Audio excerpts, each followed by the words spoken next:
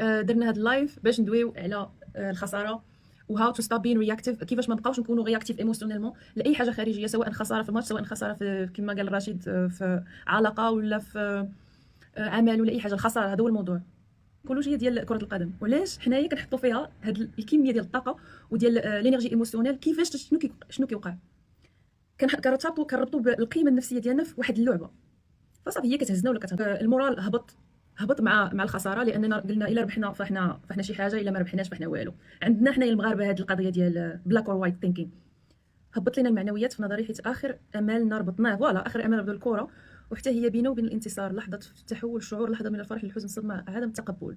راه بقيه ما نخليوش اي حدث خارجي ياثر علينا داخليا او شعوريا. هذه اتس ايزير سيد ذان دان، صعيبه. كيكون اولا خاص كيف ما قلت يكونوا نربيو فينا واحد الحس ديال جراوندينغ، هذا كيجي غير بالبراكتيس كل نهار. الصلاه كتعلمنا هذه التربيه، هذه شي تخشوع، تيقول لك تخشع في الصلاه ولا ما نقبولهاش، داك التخشوع هو الجراوندينغ. كاينه في لا ميديتاسيون، كاينين بزاف ديال البراكتيسز، البريذينغ. ملي كيتربى هذا عاد ديك الساعه نقدروا ندويو على ما نخليوش اي حدث خارجي ياثر علينا. راه ما يمكنش ما تخليهش بالذهن، خاصك تخليه واحد الثبات روحي، نقولها واحد الثبات روحي، واحد الثبات ديال كنخرجوا من التفكير وكنوليو في تو بي.